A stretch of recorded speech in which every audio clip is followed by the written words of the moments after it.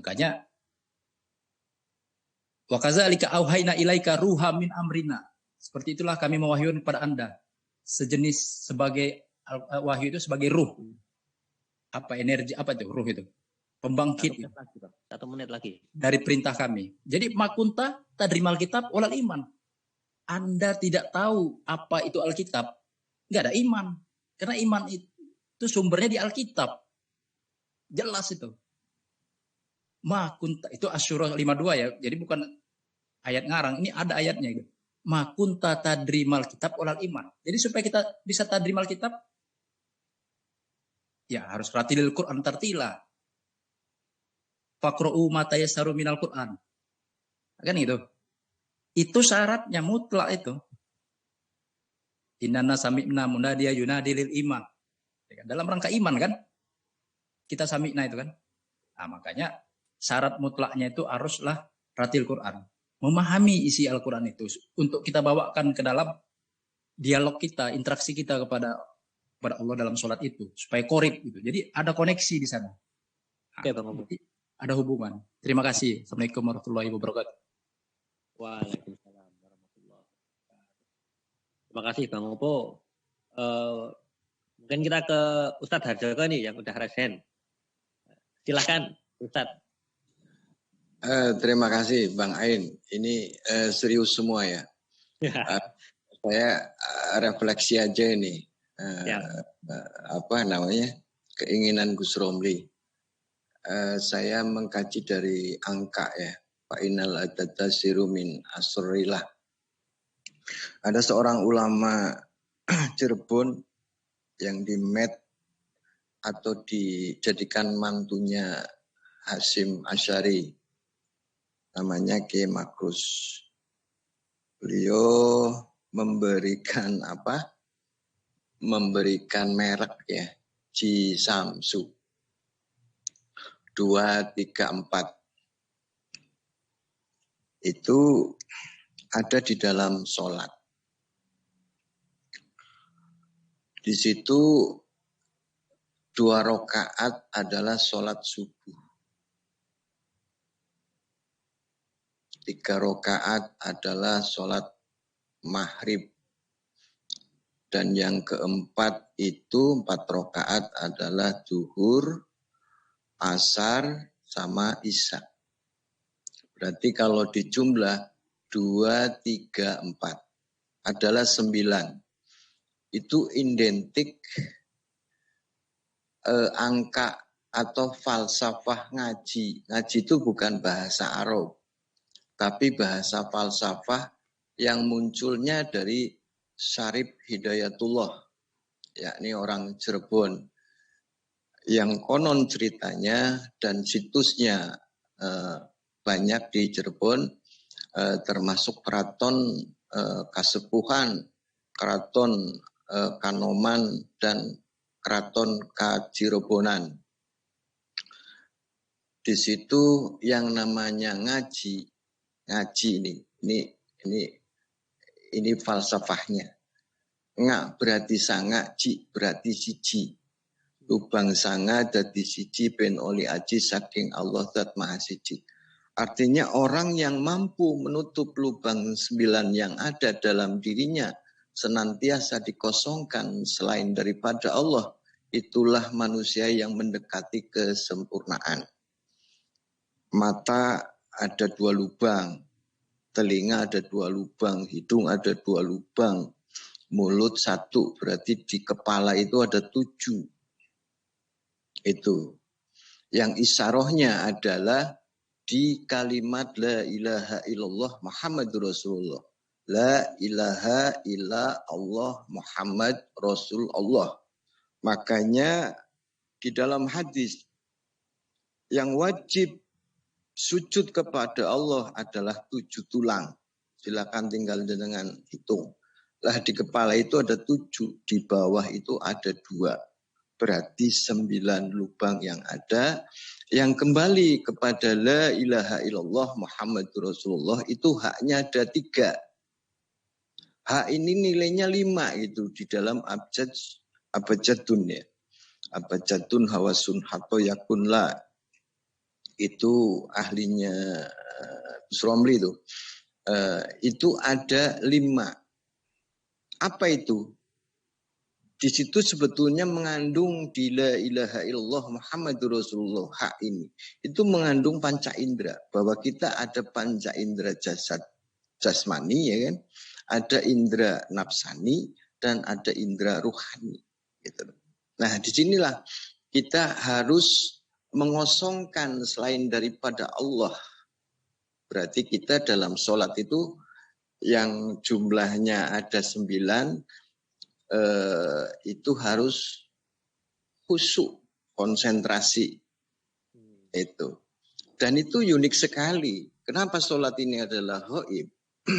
Di dalam surat Al-Baqarah ayat 3. Itu harus yakin dulu kepada ghaib, baru melakukan sholat, baru menjalankan zakat. Contoh, kita sholat baik secara pribadi maupun berjamaah. Kenapa kita menengok ke kanan? Assalamualaikum warahmatullahi wabarakatuh.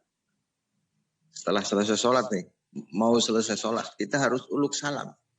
Ke kanan, Assalamualaikum warahmatullahi wabarakatuh. Ke kiri juga, Assalamualaikum warahmatullahi wabarakatuh. Sementara kalau kita berjamaah, sama-sama ke uluk salam gitu loh. Dan tidak ada yang menjawab gitu.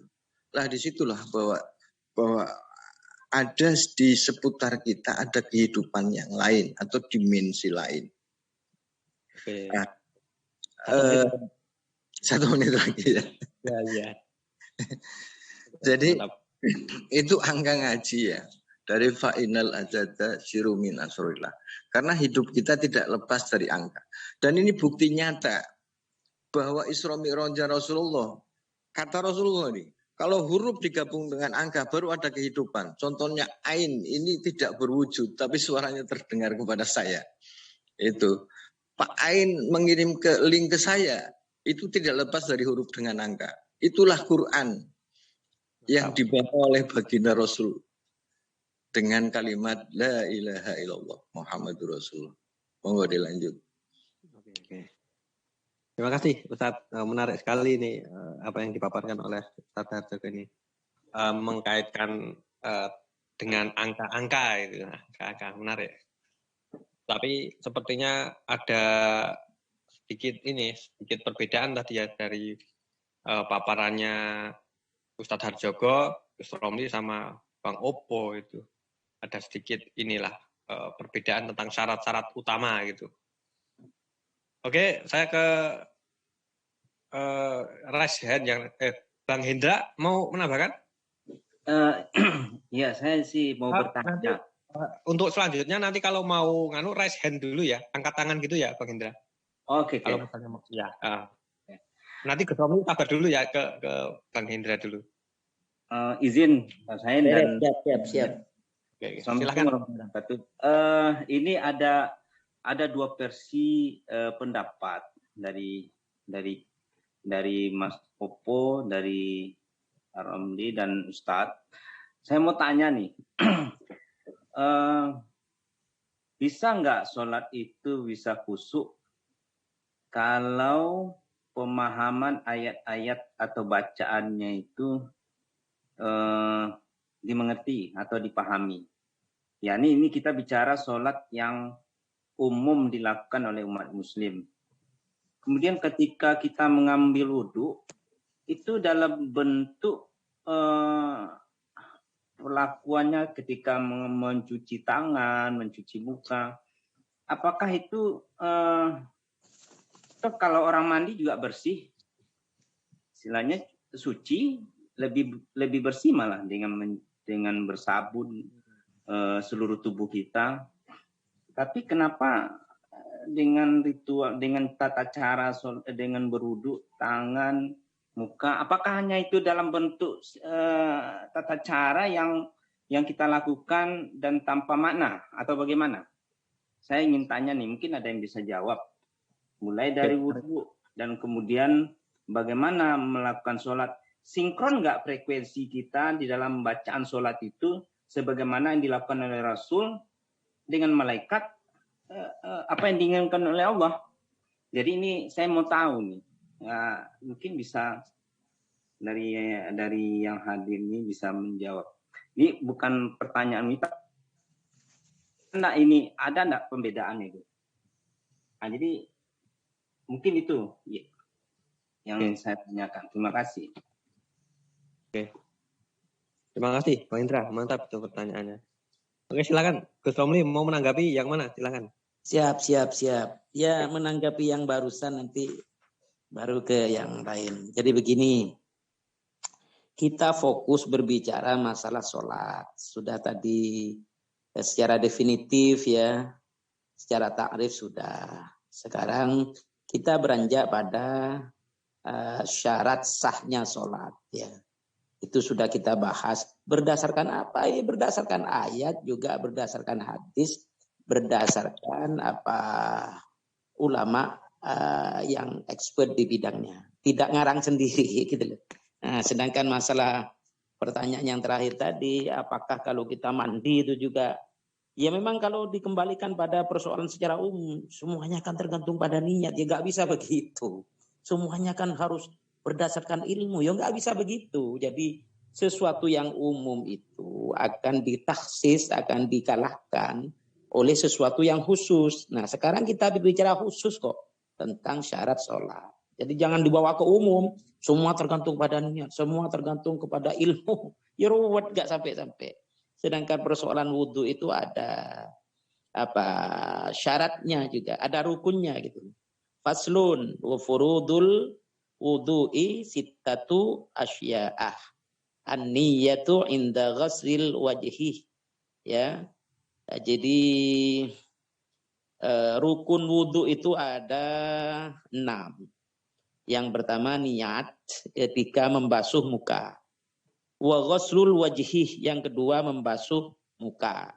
Yang ketiga wa ghaslul yadaini ilal mirfaqain, yang ketiga membasuh kedua tangan sampai dengan kedua siku. Yang keempat wa mashu ba'dir ra'sih, mengusap sebagian kepala. Ini fikih Syafi'iyah ya, karena kita penganut paham Imam Syafi'iyah. Jadi yang kelima wa ghaslur rijlain ilal ka'bain, membasuh kedua kaki sampai dengan kedua mata kaki. Yang keenam wa tartibu ala ma dzakarnahu, urut tertib sesuai apa yang telah disebutkan itu. Yang ke-1 harus ke-1, jangan dari ke-1 ke-4 ke-2 enggak bisa, enggak tertib namanya. Ya enggak bisa itu yang menjawab Gus Hendra ya. Sedangkan begini, kita lanjutkan bahwa ternyata persoalan syarat dan rukun sholat itu ya sudah terinci oleh para ulama madhab, ada fikih sholat ya, dan ada rukun-rukun dan syarat-syaratnya. Persoalan rukun sholat sudah ditentukan, paling tidak ada 12 atau 13 ya. Memang dimulai dengan niat macam-macam. Tetapi persoalan khusyuk ya, persoalan tawaddu, hudur, itu bukan persoalan yang bisa menggugurkan sahnya sholat. Itu persoalan kesempurnaan saja. Nah, kalau tidak bisa dilaksanakan secara sendiri, ya lebih enak kita ikut berjamaah. Apalagi sebagai makmum, aman kita. Kita sudah berusaha khusyuk. Siapa orang yang paling khusyuk di dunia ini kecuali baginda Nabi dan Imam Ali dan Syekh Ahmad Tijani. Selain itu biar Imam Ali aja yang ditegaskan oleh baginda Nabi paling khusyuk, masih ingat kepada hadiah selendangnya itu kok. Itu Imam Ali gitu loh. Nah, jadi persoalan khusyuk hudur itu bukan menjadi persoalan yang diwajibkan, tetapi itu persoalan kesempurnaan. Agar lebih enak, lebih tenang, lebih nyaman, ya berjemaah sebagai makmum kita. Enak walaupun kita ini gak begitu khusyuk macam-macam. Ya, 1 menit itu begini. Ada satu ayat yang berbunyi begini, Bismillahirrahmanirrahim. Fawailul musallin alladzina hum an salatihim sahun alladzina hum yura'un. Sadaqallahul azim. Ya. Jadi yang mengartikan lalai dalam sholat itu menurut beberapa mufassir itu banyak ya. Yang pertama, lalai dalam sholat itu maksudnya lalai dalam waktu sholat. Biasanya cenderung di akhir-akhir, bahkan cenderung mengkodok, itu masuk dalam kategori lalai. Ada yang menafsirkannya tidak konsentrasi dalam sholat, ya ngelambiar pikirannya. Lebih amannya jadi makmum. Ada juga yang yang lalai itu lalai dalam jumlah rakaat. Sudah dapat berapa rakaat, nah, gitu. Ya itulah. Lanjut. Cukup dulu, Gus. Oke. Siap. Ini yang ngerasain tadi Bang Martin dulu ini. Ke Bang Martin dulu. Silakan. Bang Martin dulu.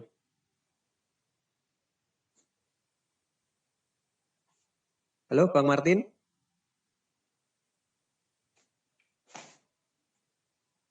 Oh, kalau Bang Martin belum nyambung, kita ke Bang Opon yang sudah raise hand, sudah angkat tangan. Ya, sebentar. Oh, Bang Martin, oke, sudah. Oke, Bang Martin, silakan. Ini kan babnya pembahasan syarat rukun sholat. Iya. Kalau masuk, ini coba noise tuh Bang moderator. Iya. Suaranya agak noise, Bang Martin. Iya. Gimana? Saya mau ada masalah ini. Oke. Syarat sahnya. Aduh, noise. Aduh, ini lagi live kan, udah enak. Lebih besar noise-nya. Lagi bersembunyi di istri muda, Bang Martin ya. Coba apa dulu? Coba dibetulin, bukan nggak, Bang Martin? Gimana? Gak usah pakai headset, Bang Ain dikasih tahu. Mungkin headsetnya. Iya, nggak pakai. Nggak pakai, cuma di desa terpencil ini. Oh ya udah, nggak apa-apa lah, nggak apa-apa. Nggak apa-apa, silakan Bang Martin, lanjut. Belikan rumah di kota istri mudanya, Pak Martin. Masa di terpencil kan? Waduh, robot. Udah tahu Gus Romli yang kasus Gus Romli yang diderita oleh Bang Martin itu, coba. Dulu kan Gus Romli seperti itu. Iya, betul. Ya, diberitahu aja, Bang. Biar lebih Bang enak Martin, kita diskusi. silakan. Iya. Saya dulu sering di rumah istri itu di. Kita ke Bang Martin dulu. Silakan, Bang Martin. Nyaman. Enggak, belum. Belum, Bang Martin. Ya, dulu. Lanjut. Dilewat dulu ya, Istri ya, Bang Martin. mudanya terpencil ini. Oke, dilewat dulu. Oke, kita ke Bang Opo. Silakan Bang Opo. Oke, baik. Terima kasih. Ini saya mau kembalikan orientasi ke substansi sholat, supaya tidak langsung ke ritualnya gitu kan. Jadi saya kutip satu ayat kan. An-Nisa 103. Fa idza qadaitumus sholata fazkurullaha qiyaman wa qu'udan wa ala junubikum fa izat ma'nantum fa aqimus sholah inna sholata kanat 'alal mu'minina kitaban mawquta. Jadi di sini jelas. Kalau saya memahami ayat ini, sholat itu adalah fazkurullah. Kalau orang menerjemahkan mengingat Allah ya. Itu kan terjemahannya. Tapi kalau saya memahami itu menyadarkan diri dengan ajaran Allah. Itu lebih tinggi saya pikir. Banyak orang ingat tapi nggak sadar gitu. Ya kan? Jadi dalam kondisi berdiri, duduk, itu dalam segala kondisi kan, berbaring. Jadi bukan ritual berdiri, duduk dan berbaringnya. Tapi ini menunjukkan sebuah aktivitas dinamika manusia gitu kan, di dalam kehidupan. Ya harus sadar diri gitu dalam segala situasi. Jadi ya tempatkan pada tempatnya lah gitu. Nah, banyak orang menganggap sholat itu untuk cari ketenangan gitu. Ya kayak bertapa gitu, intuisi, yoga gitu kan. Padahal pada ayat ini jelas sholat itu justru tenangkan dulu gitu. Jadi kalau masih berisik-berisik nggak bisa kan? Sebab fungsi sholat di sini bukan menjalankan ritual. Kalau ritual bisik-bisik orang dangdutan nggak masalah, ya kan? Nggak tenang kita kan.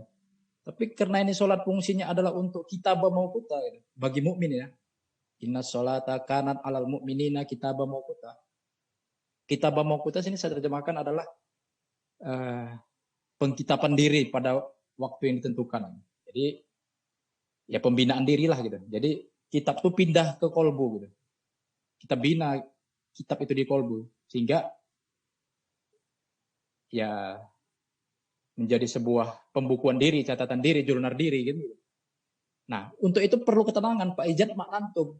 Jadi bukan sholat cari tenang, tapi tenangkan dulu gitu. Coba misalnya sholat, tapi tidak ada ketenangan di situ, ricuh gitu, nggak bisa. Tenangkan dulu, jiwa kita tenangkan, situasi tenangkan, baru sholat. Nah, itu berdasarkan ayat ini.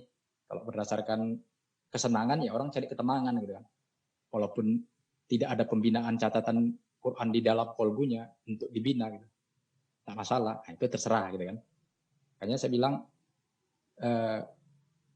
kalau dikaitkan ke masalah kitabah mauquta ini, itu nggak akan la tajidu qauman yu'minuna billah wal yaumil akhir yuwadduna man hadullah.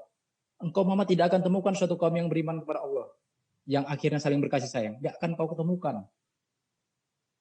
Singkat kata, kecuali ulaika kataba fi qulubihim al-iman.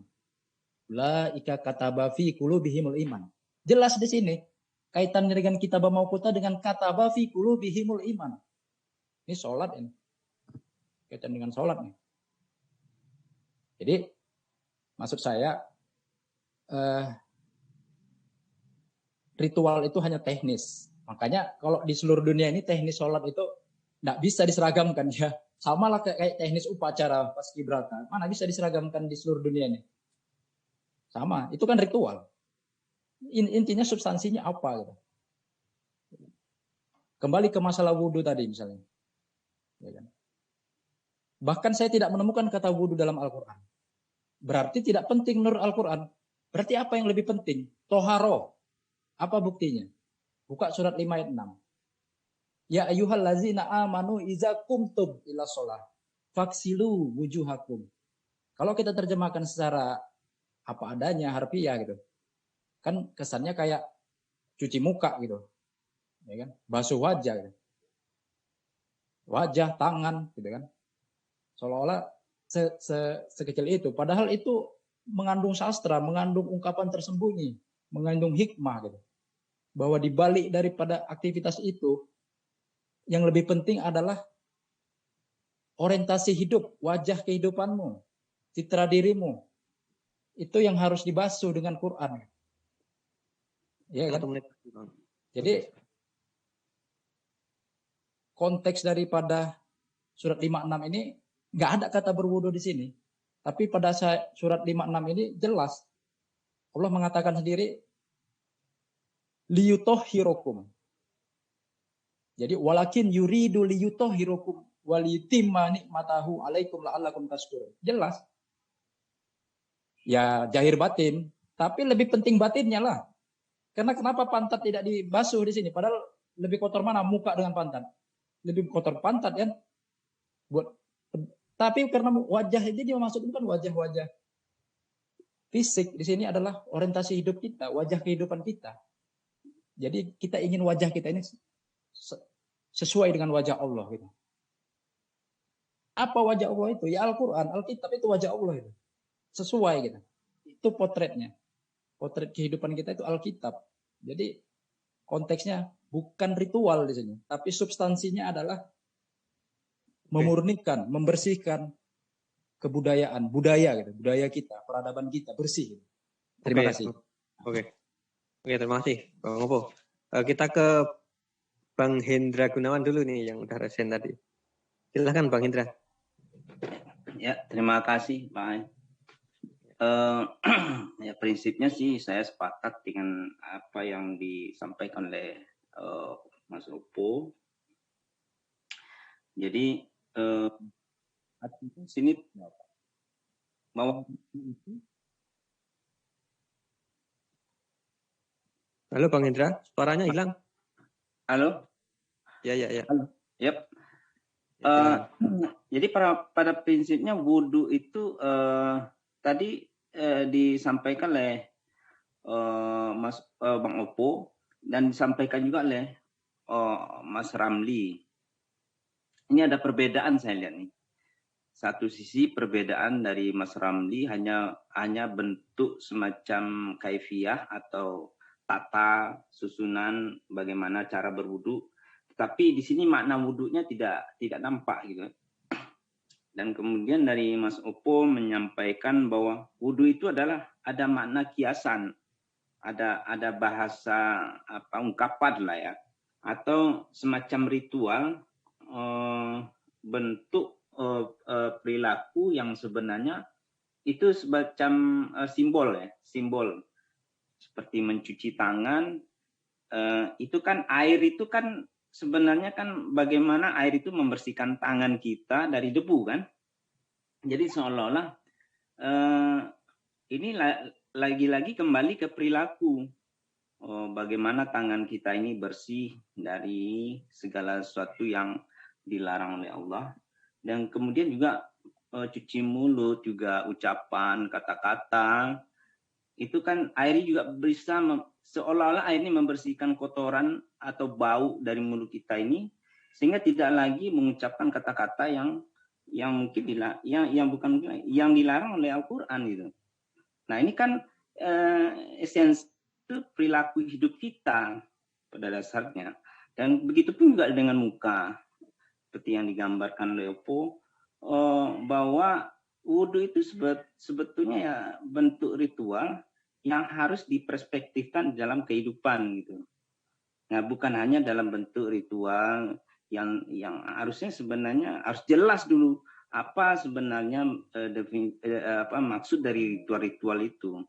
Jadi ini memang harus ada garis yang harus kita perbedaannya ya. Kalau saya lihat, saya baca dan gambaran yang jadi prinsipnya yang digambarkan Oppo ini ya memang syarat mutlak itu ilmu itu yang menjadi pondasi dasar. Jadi bagaimanapun juga adalah kita tahu dulu kalau kita melakukan satu tanpa ada pengetahuan itu sama juga ya seperti mengucapkan sesuatu tapi kita tidak mengerti, ya mabuk pikiran ya. Mungkin seperti Mas Oppo bilang ya mabuk tapi tidak tahu maksud. Kita mau ngomong dengan Allah tapi apa yang kita sampaikan itu tak tahu tujuannya kan. Tapi kan harus ada komunikasinya nyambung. Ibaratnya frekuensi apa yang kita ucapkan itu sama dengan keinginan Allah. Jadi sinkron ya.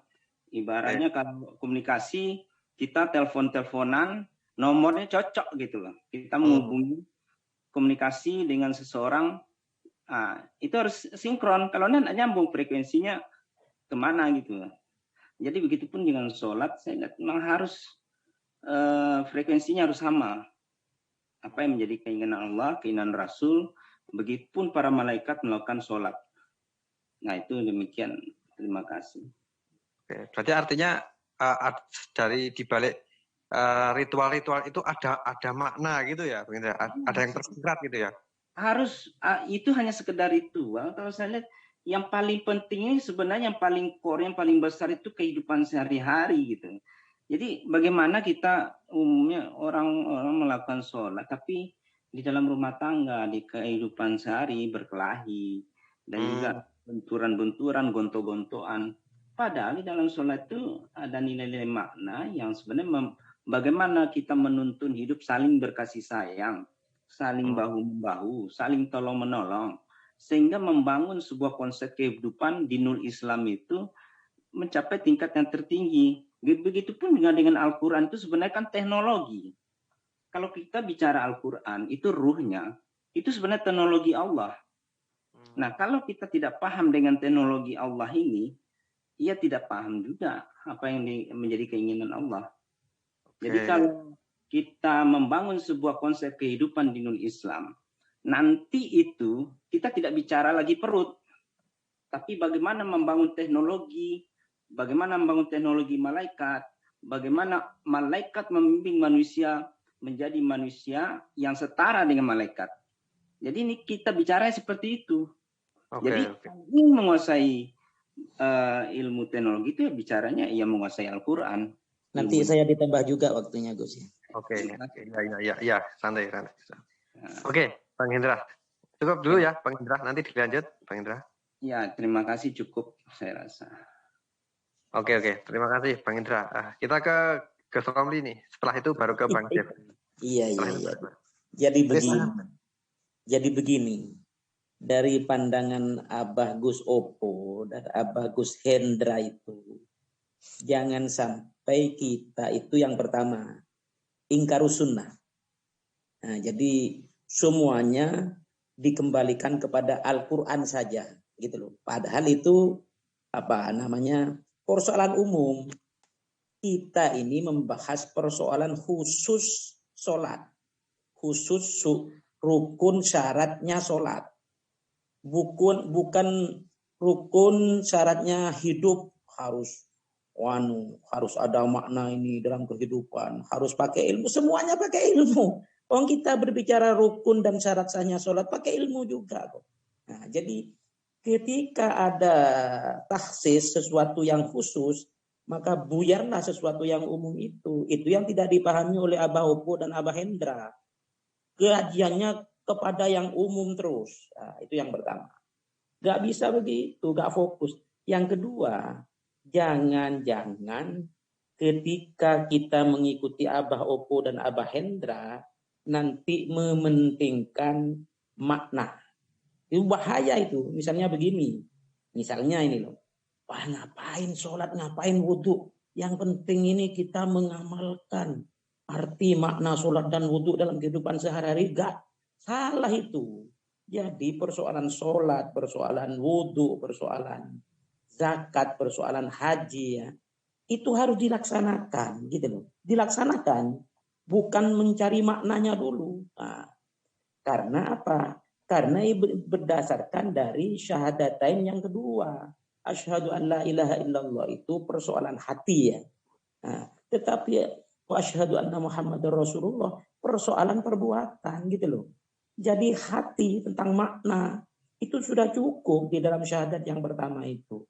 Nah, pengejawantahan perbuatannya di syahadat yang kedua. Jadi sholat itu yang dipentingkan perbuatannya dulu. Wudhu yang dipentingkan perbuatannya dulu. Ritualnya dulu. Persoalan makna itu kemudian. Tidak batal kok misalnya kita tidak tahu makna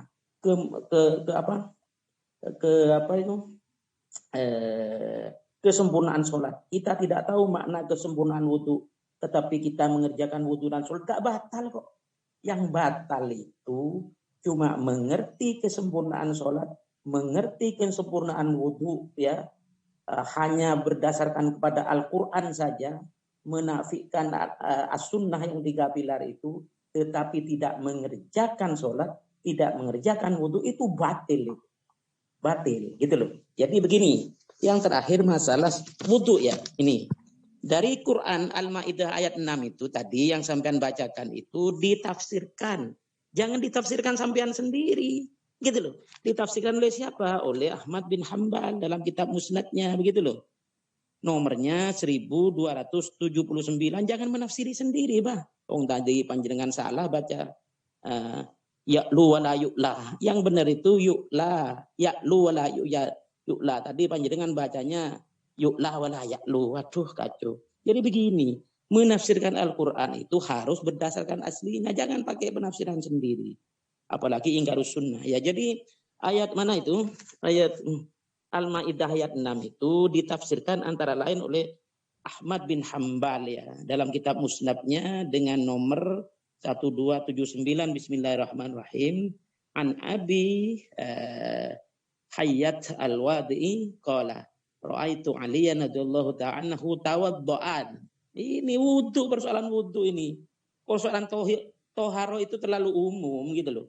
Jadi ketika yang khusus ada, yang umum itu buyar sudah. Jadi ayat itu berbicara masalah wudu. bukan toharoh secara umum gitu loh.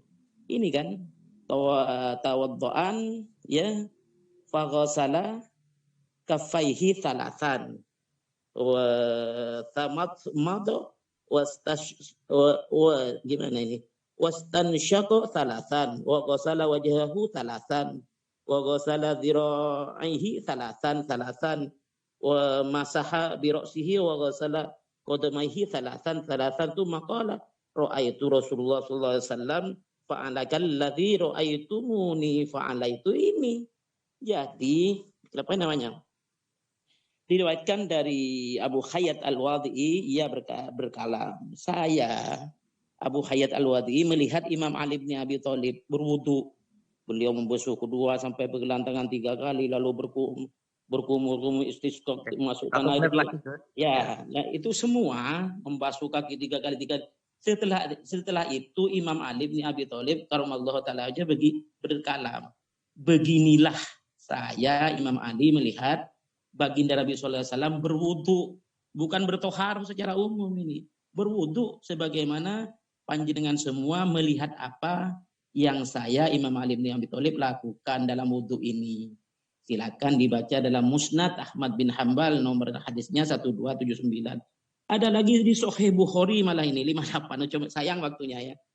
Nah, di Sahih Bukhari 58 itu tentang wudu kok. Jadi sekali lagi jangan menafsirkan Al-Qur'an ya atau As-Sunnah dengan pandangan sendiri, itu dolun mudilun, sesat menyesatkan. Menurut siapa? Menurut pengarang kita Abbajah Tusaniyah halaman 57. Diancam neraka itu kalau pakai pikiran sendiri. Harus pakai mufassir dan muhaddis ya. Terima kasih. Oke, terima kasih Gus Romli. Sebelum ke Bang Opo yang sudah raise hand duluan tadi Bang Jeffrey. Bang Jeffrey dulu. Silahkan Bang Jeffrey. Baik, terima kasih Bang Ain.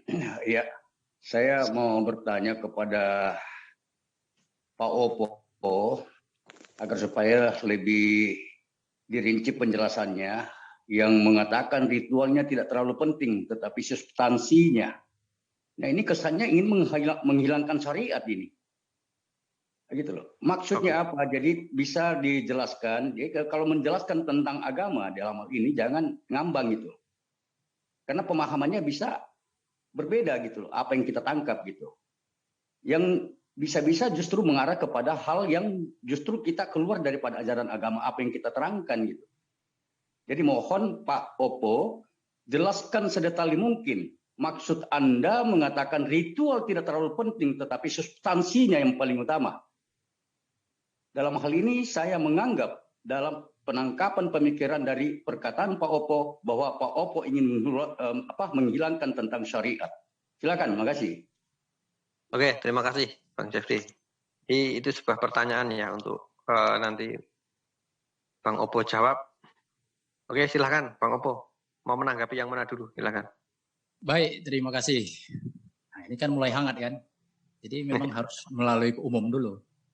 Ya, silakan. Ritual, kata ritual itu tidak ditemukan dalam Al-Quran. Itu satu. Yang kedua, wudu. Ya kan? Wudu itu tidak ditemukan dalam Al-Quran. Yang mengatakan ritual itu Pak Opo sendiri. Ya. Jangan dibantah. Loh, tidak, untuk saya mengingatkan bahwa ini perkataan ritual itu yang mengatakan adalah Pak Opo sendiri gitu loh. Nanti biar diselesaikan dulu Bang Jeffrey. Tolong di-mute. Nah, jadi karena kata ritual itu tidak ada, itu kan bahasa Indonesia ya. Kata ritual itu bahasa Indonesia, itu tidak ada dalam Al-Quran. Ya kan? Bahkan kata wudu pun tidak ada dalam Al-Quran. Artinya apa? Bagi Allah itu tidak penting. Loh, kok begitu? Yang penting apa? Ya buktinya Allah menggunakan kata diyutohir. Toharo di situ. Kenapa? Ya, tanya Allah lah, protes aja sama Allah. Lah, terus apa yang penting? Nah, buka surat Mujammil. Faqra'u ma tayassara minal Qur'an.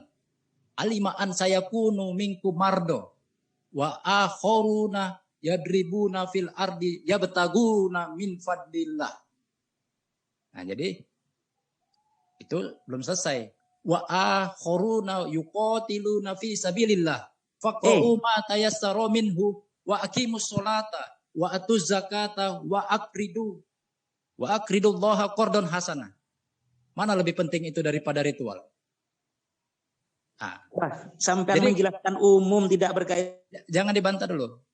Kebiasaan. Inilah orang-orang yang nggak sholat begini. Orang ngomong dipotong. Orang sholat Bukan itu dengan ngelantur soalnya. orang Nggak sholat fokus. itu orang sholat itu menghargai orang lain yang bicara. Disiplin. Mana Enggak, ada orang sholat? Kanjengan nggak fokus boleh. Mana ada orang sholat tidak disiplin? Orang lain ngomong, dia tadi ngomong nggak ada kita bantah. Begitu orang sholat itu dia disiplin. Giliran dia bicara, orang lain bicara, hargai orang lain bicara. Beda pendapat biarin. Saya ngomong Quran ini. Jadi Allah itu yang penting itu adalah yabtaguna min fadlillah. Sama dengan ibtigha'a wajhi rabbihim. Itu yang penting. Jadi makanya kalau kita menganggap istilah wudhu itu penting, protes sama Allah. Kenapa Allah nggak ada di dalam Al-Quran istilah wudhu itu? Kenapa? Berapa abad kita berwudhu? Kenapa kok kita nggak bertoharo gitu? Seperti surat 56 itu. Surat 5 ayat 6. Ya karena kita merasa Allah itu apa yang diucapkan Allah itu nggak penting. Makanya kata-kata Allah itu nggak kita garis bawahi. Nah, kata siapa yang kita dengarin? Jadi saya tekankan sekali lagi, kenapa Allah tidak menggunakan kata wudhu di dalam Al-Quran? Karena menurut Allah yang penting itu toharo. Ya buktinya kata toharo yang dia sampaikan di situ. Apa katanya di situ? Lihat aja. Liyutohirokum walitimma nikmatahu alaikum la'allakum tashkurun.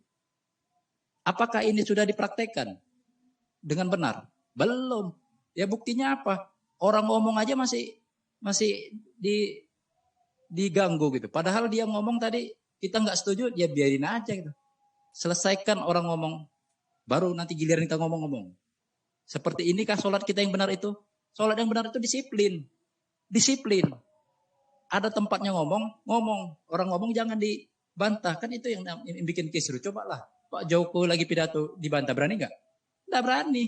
Kenapa? Karena orang kuat. Coba lagi pidato itu. Nggak usah bangun opini Pak Opo. Udah diam aja. Kalau orang lagi ngomong, kau jangan ribut.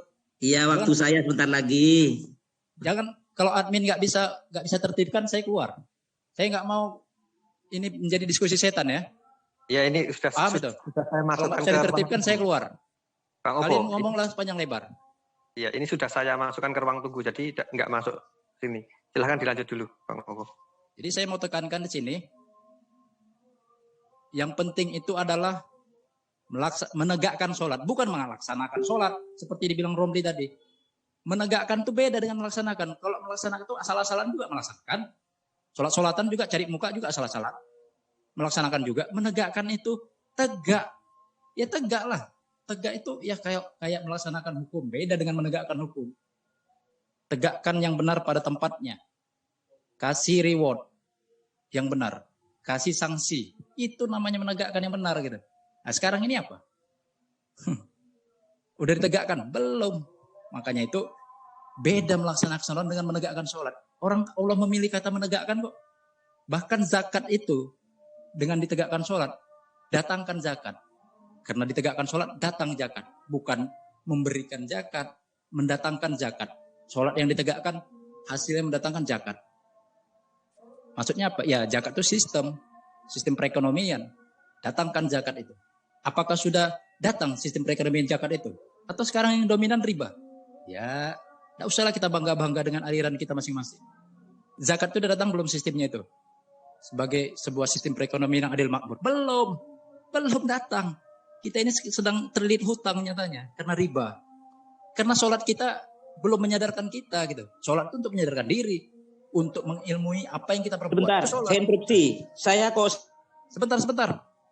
Nah, kebiasaan orang sholat itu mengilmui apa yang dia kerjakannya. Kalau orang sholat tidak mengilmui apa yang dikerjakan, itu bukan sholat. Jadi dengan sholat itu dia mengilmui apa yang dikerjakannya.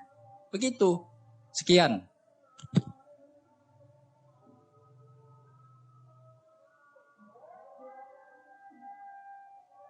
Baik, terima kasih Bang Opo. Ini saya sambungkan ke Gus Romli sama Gus Jafri. Halo, Gus Romli. Gus Ain yang adil jenengan lah. Saya kok ditendang terus sih? Enggak ditendang. Ini saya mau jelaskan ini sebentar. Jangan begitu lah. Tadi begini. Iya, ini mau saya jelaskan. Ya. Jadi seperti yang sudah saya ungkapkan di awal ya, ini bukan TikTok ya. Jadi ini satu-satu dulu. Nanti kalau waktunya sudah selesai, baru gantian. Ya, gitu. saya beri waktu yang Jadi panjang kalau karena beliaunya panjang. Saya beri waktu. Ya. Ya, Oke. Jadi kalau mau ngomong nanti resen dulu. Saya sudah resen tadi, Ya. tapi sampai tendang terus. Saya sekarang ini minta. Yaudah. Ya. Ini kita ke Gus Romli dulu, Ya, baru ya, nanti ya. ke Ustaz. Saya minta waktunya Oke. panjang loh. Pertama begini. Ya, tapi anu ya. Oke, 5 menit. Iya, Silakan. 5 menit. Ya, 6 menit. 6 Saya menit, akan silakan. membungkam orang aliran ingkarus sunnah. Ya. Yang pertama. Yang kedua, Bapak Opo yang terhormat, kalau berbicara fokus, tadi mana ayat Toharo itu? Coba sampean baca lagi. Nggak, bukan tentang sholat itu. Kalau ayat Guslal, kalau ayat Al-Ma'idah 6 tentang sholat itu, saya baca sekali lagi. Bismillahirrahmanirrahim. Ya ayyuhalladzina amanu idza qumtum ilas salati fagsilu wujuhakum wa aydiyakum ilal marafiq wamsahu biru'usikum wa arjulakum ilal ka'bain. Wahai orang-orang yang beriman, apabila panjenengan semua mau mengerjakan sholat, ini sholat loh, ya, maka basuhlah wajah panjenengan dan wasuhlah kedua tangan panjenengan sampai siku panjenengan, dan usaplah kepala panjenengan dan basuhlah kedua kaki sampai mata kaki panjenengan. Ini tentang sholat. Coba panjenengan tadi Bang Opo itu tentang toharo itu. Mana? Bukan tentang sholat itu. Ngawur panjenengan ini.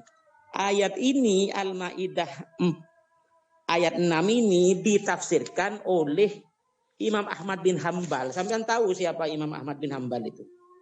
Sampean menafsirkan melalui pendapat sampean sendiri. Imam Ahmad bin Hambal itu di samping ahli hadis juga imam madhab. Ya, ini di kitab musnadnya nomor 1279 itu berkata begini. Tadi saya bacakan itu An Abi Hayyal Wadi tentang apa Imam Ali wudu.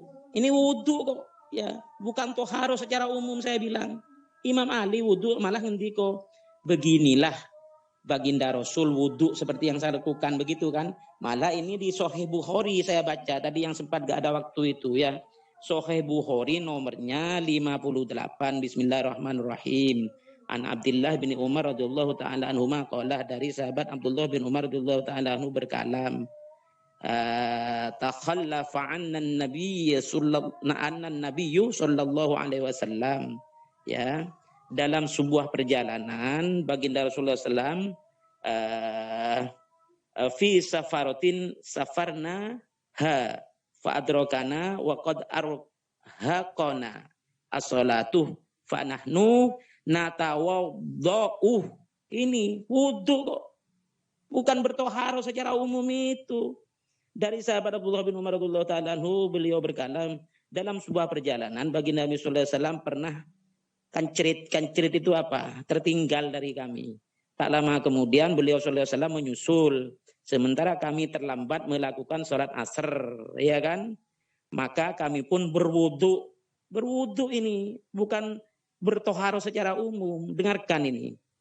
Faja'alna namsahu ala arjulina. Maka kami pun berwudu dengan mengusap kaki-kaki kami, bukan dengan membasuhnya loh. Ini apa pandangan Imam Syafi'i, ya. Fanada bi'a'la sautihi wailun li'aqabi minan narih marrotain au salasan. Jadi baginda Rasulullah SAW kemudian berteriak dengan suara keras atau lantang 2 kali atau 3 kali. Celakalah orang yang hanya mengusap, gitu loh maksudnya, kaki-kakinya dalam berwudu. Ini berwudu bukan bertoharo. Ini sahih dari ayat tadi. Kalau panjenengan menurut siapa tadi ayat itu tentang toharo itu katanya yang tidak ada dalam Al-Quran wudu. Ini loh. Ini ayat Al-Ma'idah ini ditafsirkan oleh Bukhari, oleh Musnad Ahmad bin Hambal tentang wudu. Bukan menurut saya. Sampean kalau sampean membantah ini, bantah dengan dalil, jangan dengan framing, apalagi kata-kata panjenengan seni, dolun mudilun, itu bahaya itu. Yang kedua tadi. Mohon maaf Gus, lebih bagus biar lebih fokus. Lebih bagus Gus Rom ditanya kepada Bang Opo, apakah dia juga melakukan sholat atau melakukan wudhu? Oh, iya. Lebih bagus ke situ daripada kita nanti menganggap dia tidak berwudhu. Lebih bagus kita tanyakan kepada dia. Enggak, saya tanya ke Pak Opo ya. Silakan. Bagaimana sampean? Apakah sholat? Terus kalau sholat apakah berwudhu? Sedangkan menurut panjenengan tidak ada lafal wudhu itu dalam Quran. Memang benar tidak ada. Tetapi penafsiran Al-Quran itu oleh hadis, malah oleh Imam Malik, oleh Ahmad bin Hanbal, oleh Bukhari, bahwa yang dimaksud guslan itu sebentar, itu tentang wudhu begitu. Sebentar, ada acara. Nah, jadi begitu, saya tanya ke Aba Upu, apakah Aba Upu itu sholat, terus apakah sholatnya pakai wudhu, terus yang ketiga, kalau di Al-Quran tidak ada wudhu, apakah panjenengan pakai hadis atau sunnah? Jawab itu 3 hal itu dengan referensi, jangan dengan framing. Matur sembah nuwun. Jangan pakai referensi Gus, maksud saya pribadinya dulu. Nanti baru diskusinya referensi. Kita biar lebih tahu Bang Opo tuh kesehariannya melakukan itu enggak. Mungkin lebih bagus gitu. Kita bisa tahu kan ternyata Bang Opo begini. Gitu. Siap Komandan. Iya. Monggo Apa Opo ya. Mohon maaf ya Bang Ain. Ya, enggak apa-apa. Oke, terima kasih Bang Kismet dan Gus Romli. Jadi sekali lagi saya ingatkan ya, ini bukan TikTok ya. Jadi ketika mau bicara nanti rahasia dulu. Jadi tidak setiap kata dijawab, tidak, nanti bikin ricuh kan. Jadi alangkah baiknya nanti rahasia dulu. Dan untuk pertanyaan Gus Romli tadi, nanti apapun jawabannya Bang Opo, itu harap ditunggu sampai selesai dulu. Jangan dipotong di tengah, ditunggu sampai selesai, nanti baru apapun jawabannya Bang Opo, itu ya itulah jawabannya itu. Jadi kita tidak bisa memaksa jawabannya Bang Opo itu harus sesuai selera kita gitu. Tetapi sebelum ke Bang Opo nih ya, sebelum Bang Opo kan udah ada yang rahasia tadi. Mohon maaf Bang Ain, maaf ya. Nanti kalau ada yang resen itu diterima dulu, nanti akhirnya jadi mengambang. Lebih bagus fokus ke Gus Romli diselesaikan dulu. Jadi kita bisa mendengarkan. Nanti kalau nanti resen diutamakan, nanti Bang Opo tahu-tahunya pertanyaan ke Bang Opo lagi. Kira tidak terkonsentrasi pertanyaan itu. Mungkin itu. Jadi Bang Kismet, kalau mau single nanti berdua saja gitu loh, atau bertiga nanti sama saya nggak apa-apa. Karena ini kan kita banyak orang ini yang butuh waktu juga agar saya juga adil gitu loh, memberikan waktu kepada yang lain gitu loh Bang. Jadi saya tetap mengutamakan. Kalau itu Bang Ain, semuanya yang memiliki hak tentukan Bang Ain sebagai moderator. Saya hanya instruksi. Ya, mohon maaf. Terima kasih. Kalau misalnya nanti mau berdua, nanti bisa saya fasilitasi Gus Romli sama Bang Opo gitu. Tapi ini kan banyak orang, jadi saya mengutamakan resen. Oke, kita ke Ustadz Harjoko dulu. Kemudian baru Bang Jeffrey, baru nanti Bang Opo untuk menjawab. Silahkan Ustadz Harjoko. Bagus, sip, top markoto panjenengan. Terima kasih Bang Jeffrey juga top markoto. Mohon maaf. Mohon maaf, ayo monggo Ustadz Harjoko. Terima kasih Bang Opo atas waktunya. Ya inilah kajian yang penuh dengan hikmah ya. Bahwa di dalam Al-Quran ini innal lil Qur'ani dhuhran wa batnan. Bahwa Quran ini ada dohir, ada batin. Saya sependapat dengan Gus Romli, juga saya sependapat dengan Bang Opo, dengan Pak Chandra. Jadi di dalam muthaharoh itu sesungguhnya atau berwudu itu sama, bersuci. Saya pun setiap hari membiasakan muthaharoh atau berwudu kalau merasa dirinya batal. Artinya bukan hanya sebatas sholat. Itu. Itu menurut pendapat saya. Karena itu hanya pengertiannya sama. Dan saya juga sependapat dengan Bang Opo, termasuk Gus Romli, termasuk Pak Chandra, bahwa di situ ada hakikat atau ada asror, ada rahasia di balik kita mencuci atau membasuh muka, membasuh tangan, ya kan? Pada kenyataannya kalau secara hukum, kalau kita luka pasti diobati yang luka kan, gitu loh. Karena batalnya wudhu itu termasuk kentut gitu. Mestinya yang dibasuh itu pada tempatnya gitu loh. Tapi kok kenapa harus dibasuh dengan muka atau dibasuh dengan tangan atau kakinya gitu. Nah, itu mengandung asror yang Pak Chandra tadi yang lebih yang lebih penting adalah yang kembalinya kepada akhlak. Bahwa akhlak kita walaupun kita berbeda pendapat, jangankan kayak seperti ini ya, beberapa pemikiran ya. Kita dengan keluarga saja, dengan istri saja, yang biasa tidur bersama gitu, canda bersama, susah bersama saja kadang berbeda pendapat. Ya. Itu maksudnya. Sip. Top Marco top.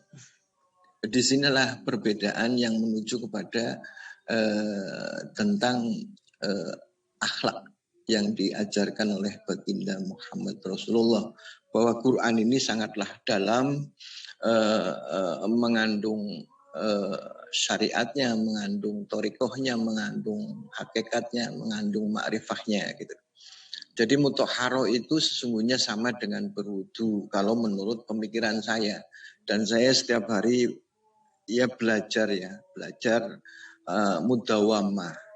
Belajar mudawamah atau membiasakan kalau batal, merasa dirinya batal itu berwudu, bukan hanya saat bersolat gitu, mau sholat atau mutahhar.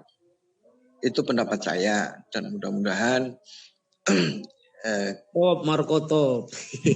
beda pendapat, beda di dalam pemikiran.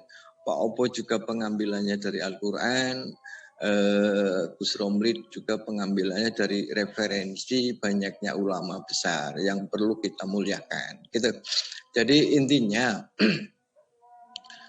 kita melakukan berwudu atau mutahharo, kita melakukan sholat adalah kita menuju kepada akhlak yang diajarkan oleh baginda Muhammad Rasulullah sehingga kita selamat baik dunia maupun akhirat. Itu Bang Ain. Sip. Mantap Ya, pakai telur. Ya, terima kasih Ustadz Harjoko Ahmad ya. Kemudian untuk yang resen selanjutnya tadi Bang Jeffrey ya. Tapi sebelum ke Bang Jeffrey ini saya mau klarifikasi tadi.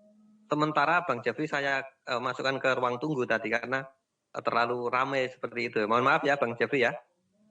Enggak apa-apa Sunya Gus, biar dinamikanya. Ya enggak apa-apa. Jadi gini ya, tadi Ya, saya silakan Bang Jeffrey, waktu tepat, ya. Silakan. 5 menit. Terima kasih Bang Ain ya, Pak Ain. Tadi saya hanya ingin mengatakan karena di sini kita berbicara tentang agama, ajaran, keimanan gitu. Jadi yang saya ingin katakan, jika ada terjadi pendapat ya jangan terlalu dipersoalkan gitu loh. Karena perbedaan itu adalah bagian daripada ilmu menurut saya. Itu yang pertama. Yang kedua, jangan menyerang pribadi. Wah inilah orang Islam, inilah Islam, katanya salat. Buat apa? Nggak ada artinya. Bukan pencerahan itu namanya. Ya, jadi jangan kita menganggap orang lain itu salah, tapi justru apa yang kita lakukan dalam teguran itu jauh lebih salah gitu loh. Sip, Top Marco. Itu maksudnya. Itu yang saya inginkan karena kita di sini berbicara, berdiskusi, meluruskan ya untuk memperdalam keimanan, bukan saling membenci gitu. Itu saya ingin menyampaikan tadi dalam hal ini. Tetapi mungkin ditanggapi yang tidak, tetapi tidak ada masalah. Buat saya semuanya itu ya saya sudah katakan perbedaan adalah sebuah ilmu. Nah yang ketiga, ya karena ini dari penjabaran dari Pak Opo sendiri.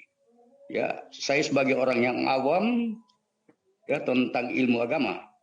Oleh sebab itu saya ingin meminta suatu penjelasan yang sejelas-jelasnya apa maksud atau makna atau tujuan atau arti yang disebut ritual di dalam salat dan wudhu menurut pandangan Pak Opo, karena yang menyebut ritual sendiri bahwa ritual tidak terlalu penting, tetapi yang paling utama adalah substansinya. Saya mohon dijelaskan, karena ini lain masalahnya. Apa maksud dari ritual yang dia maksud Pak Opo ini di dalam salat dan wudhu? Silakan, makasih. Baik, terima kasih Bang Jeffrey. Jadi ini ada dua pertanyaan ya dari Gus Romli dan Bang Jeffrey ya. Nah ini sebelum dijawab Bang Opo ini mungkin hanya mengingatkan ya kepada Gus Romli dan Bang Jeffrey agar kita mendengarkan dulu jawabannya sampai selesai, baru nanti ditanggapi seperti itu ya. Ya enggak, saya cuma jok-jok itu biar tidak kaku Gus maksudnya. Gus. Skip itu ya. Lanjut. Enggak, saya enggak aneh. Iya, tapi kadang ada seseorang yang tidak suka jok untuk gitu. Oke, kita hargai. Oke, silakan Bang Opo, waktunya mungkin karena dua pertanyaan lebih sedikit 5 menit lebih sedikit. Silakan Bang Opo. Baik. Saya tidak mengatakan umat Islam itu begini begitu. Ini Allah sendiri yang ngomong dalam surat Asy-Syura 53 ya. Ayat 53. La tajidu qauman yu'minuna billahi wal yaumil akhir. Yuwadduna min haddallaha wa rasulahu walau kanu aba'ahum au abna'ahum au ihwanahum au asiratahum. Ulaika kataba fi qulubihim al-iman wa aidahum biruhim minhu. Jadi berdasarkan ayat ini harusnya kan buat introspeksi ya. Jadi tidak perlu kita tersinggung ya. Kalau mau tersinggung aja sama Allah. Saya kan hanya menyampaikan. Engkau Muhammad tidak akan temukan suatu kaum yang beriman kepada Allah yang akhirnya saling berkasih sayang dengan orang-orang yang menentang Allah dan Rasul-Nya. Sekalipun orang-orang itu bapaknya, anaknya, saudaranya, atau keluarganya. Kecuali mereka itu orang-orang yang Allah telah tulis, catat, tetapkan, bina. Telah catat dalam sejarah, tetapkan, telah dibina. Al-iman dalam kolbunya. Kayaknya saya esensinya di sini gitu, dari tadi. Kaitkan dengan sholat, inna sholata kanat alal mu'minina kitaban mauquta. Sesungguhnya sholat itu adalah atas mukmin, fungsinya kitabam mauquta. Pengkitapan diri, jurnal diri, pembinaan diri, pembukuan diri. Mauquta. Menurut waktu-waktu yang ditentukan, gitu. Terjadwal, terencana. Jelas. Di sini ada pendidikan di sini, sholat itu sebenarnya. Bagaimana bisa sholat itu menjadi pendidikan kalau kitanya enggan untuk memahami ayat-ayat di dalam ayat-ayat Alkitab ya.